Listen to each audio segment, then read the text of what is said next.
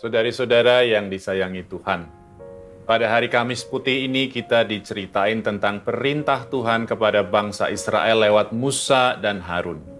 Setiap keluarga harus ambil anak domba atau anak kambing jantan yang gak bercela. Setelah dikurung 4 hari, baru disembelih. Dagingnya dipanggang dan dimakan sama roti tak beragi dan sayuran pahit. Darahnya dioleskan pada kedua tiang pintu dan pada ambang atas rumah.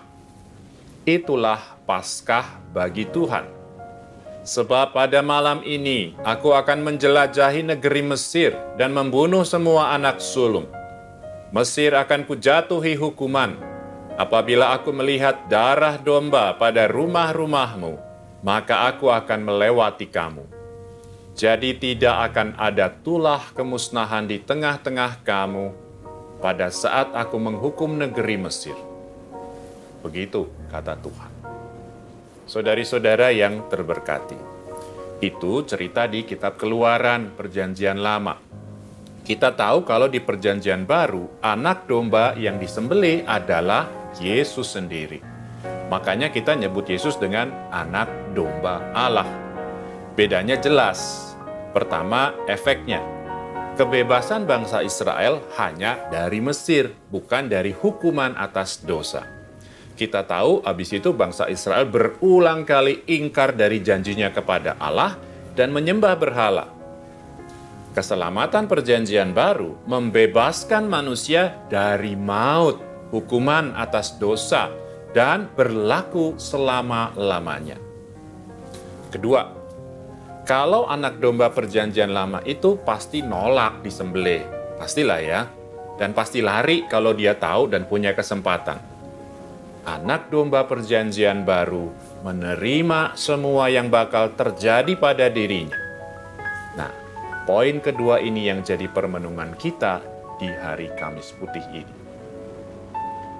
Saudari-saudara sahabat Yesus. Yesus bukan cuma nerima semuanya. Yesus bahkan memberikan dirinya.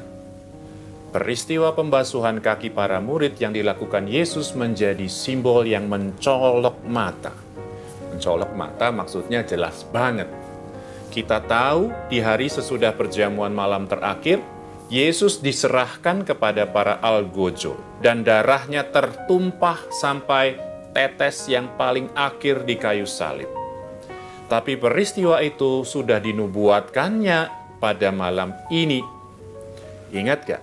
Waktu misa, pas bagian konsekrasi, Romo selalu ngulangin kata-kata Yesus. Terimalah dan makanlah, inilah tubuhku yang diserahkan bagimu.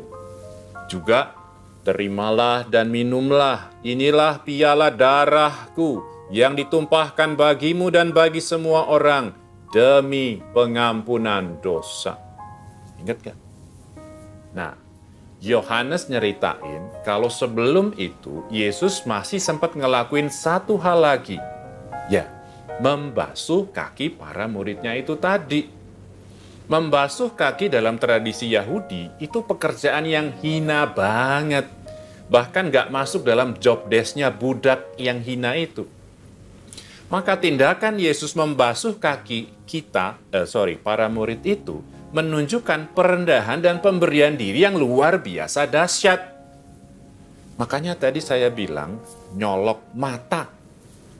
Jadi pemberian diri Yesus sampai mati di salib dinubuatkan dalam perjamuan malam terakhir. Sementara nubuat itu sendiri masih didahului juga dengan simbol yang nyolok mata itu.